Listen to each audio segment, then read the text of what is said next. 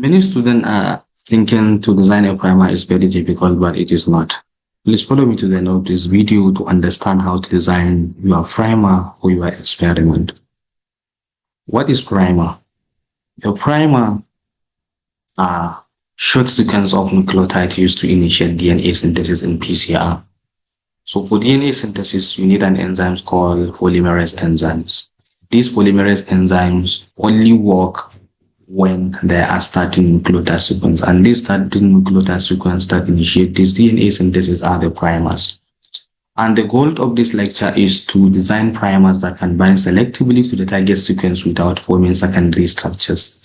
Because sometimes after you form or you generate these primers, they form what you call a primer dimers, which lead to the formation of secondary structures. And at the end, there will be no amplification. So now, when you are going to design primers, ladies and gentlemen, you need a target sequence and then the PCR amplification. So the first thing to do when you are designing primers is to get your DNA sequence, your target DNA sequence. So when you have your target DNA sequence, then you look at the DNA sequence and then design the forward primers and the reverse primers. So before you design the forward and the reverse primers, you have to select the starting point and then the end point. So usually the forward primers are designed at the starting point, while the reverse primers are designed at the end point. And then of course, based on your selection of the target region, you can get your expected band size.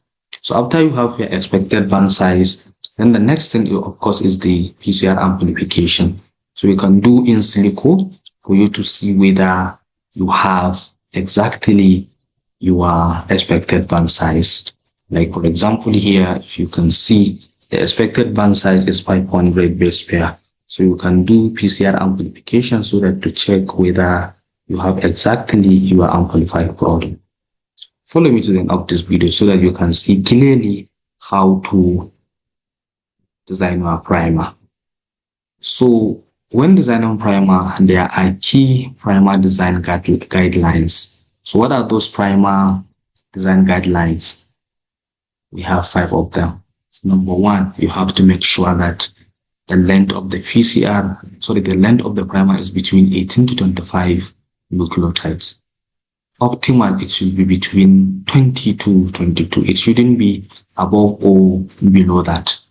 Because sometimes if it is if it is too short, the primer cannot anneal. And if it is too long, the primers can form a secondary structure, that is primer dimers. And then the second guidelines is the melting temperature. When designing primers, you have to look at the melting temperature of the primer, and it should be between 58 to 62 degrees centigrade.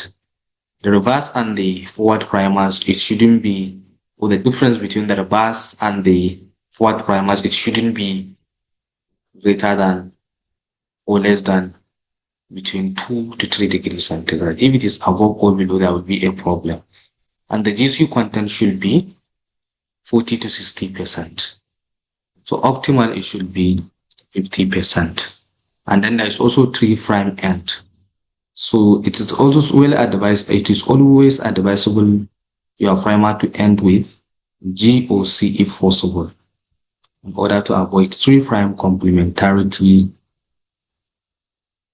with the other primer. And then number 5, specificity.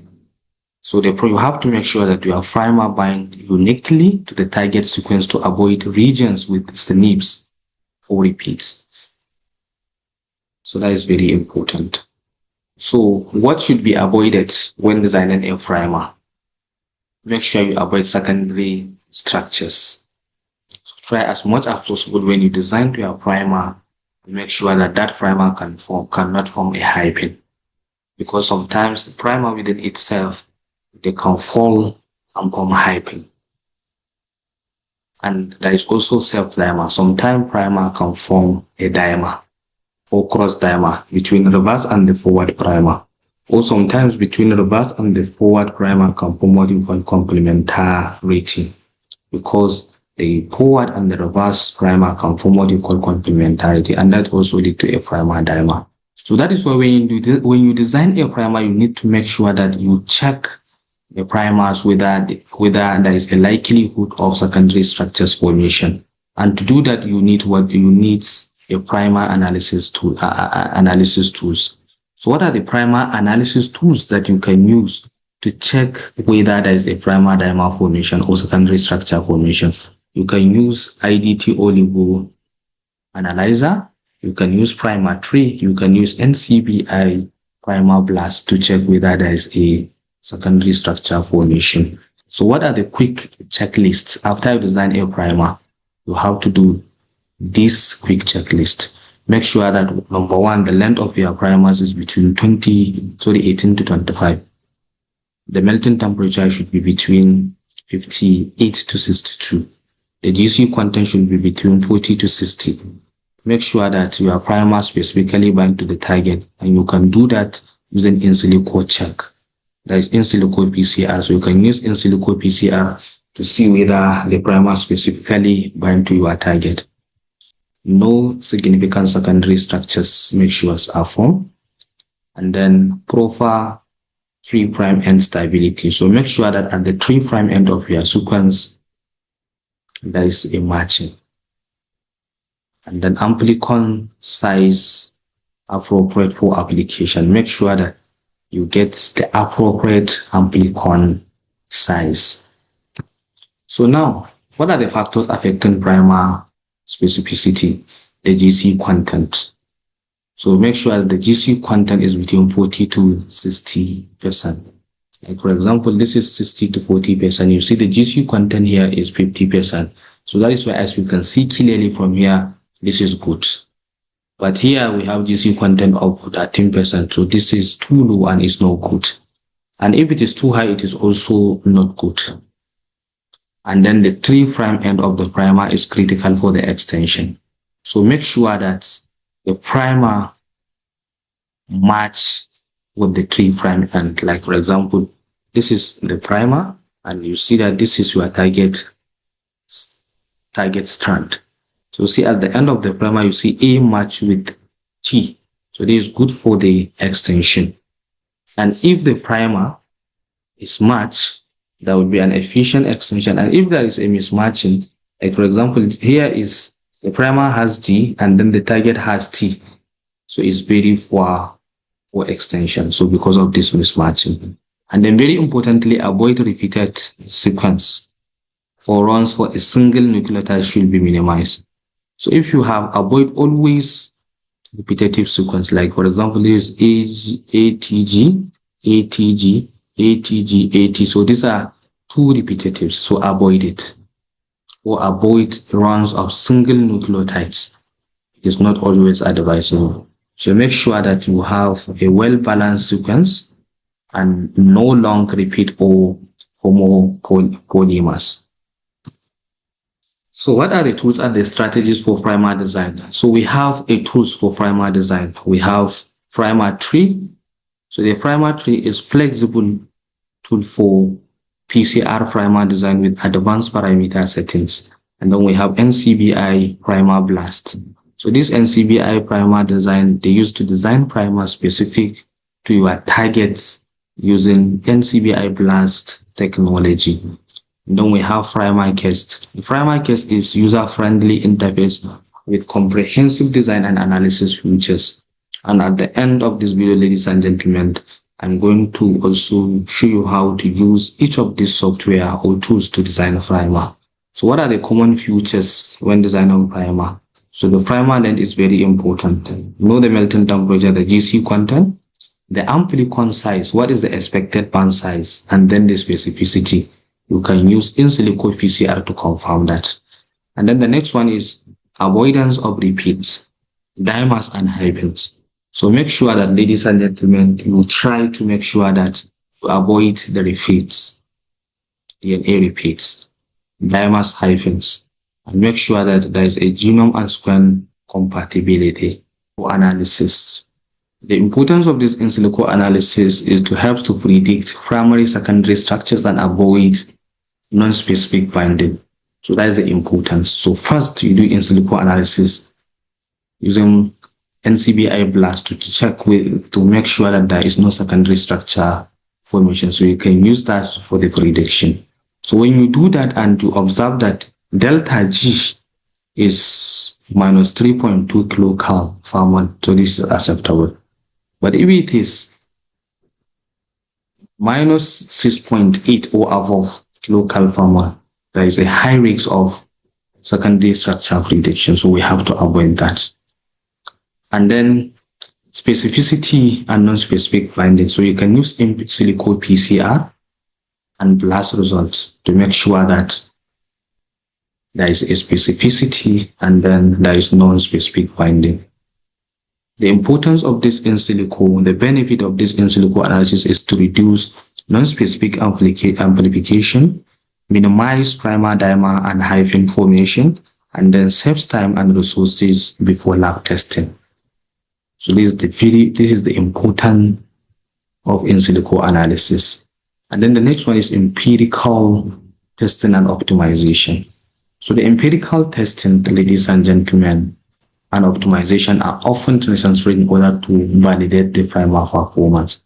So you do laboratory validation where you are going to take your primer, isolate your DNA, and then you try it. So if your target size is 100,000 or 500 base pair and you get the product, so it means that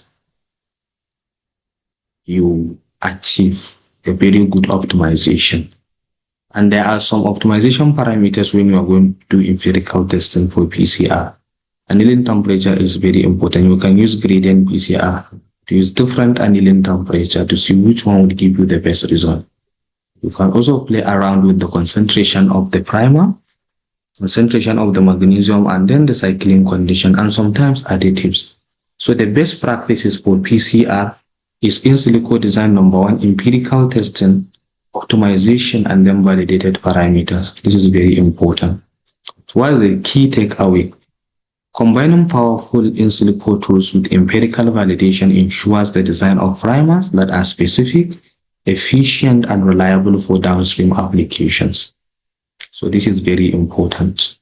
So now, the next thing is the workflow on how to design a primer. So the first thing to do, ladies and gentlemen, is to obtain your target sequences. So obtain the target sequence of your target region from NCBI or from database, or maybe after sequencing. So let's say this is your target sequence. So after you have your target sequence, ladies and gentlemen, what next? Then the next thing is to choose the start and the edge region. So the start region is where you are going to design your forward primer, and then the end region is where you are going to design your reverse primer. So for designing a forward primer, what you need to do, just look at your target sequence, count 20 or 18 to 25 nucleotides. So when you count them, those number of nucleotides you counted, that is exactly your forward primers. You don't need to change anything. Like for example, here you have A. If you look at it here at the 5' end, you have A, T, G, A, C, C, T, A up to G, C. So you see, this is exactly the first 20 nucleotides, and they are your forward primer. You don't need to change anything. But for the reverse primer, you need to go to the end region, the end sites, and then you count the number of nucleotides, let's say 20 or 25 or maybe 18. Then you reverse transcript time. You reverse transcribe time. Then you take the reverse complement. So once you take the reverse complement in the 5' to 3' end, that is exactly your reverse primer. And then the next thing you check to design the primer. Check the melting temperature, the GC content, the secondary structure, and then the forcible secondary structure formation. And then you validate using software. You can use BLAST or other tools to ensure that the primers is validated, or you can use even in silico PCR. And then the best practices and troubleshooting: always verify primer specificity with blast search against the target genome. Adjust annealing temperatures and magnesium concentration to improve PCR result. Proper primer design reduces the likelihood of non-specific amplification and enhances experimental success. So ladies and gentlemen, please subscribe and follow my YouTube community in order to understand how to design your primer. Thank you very much and see you next.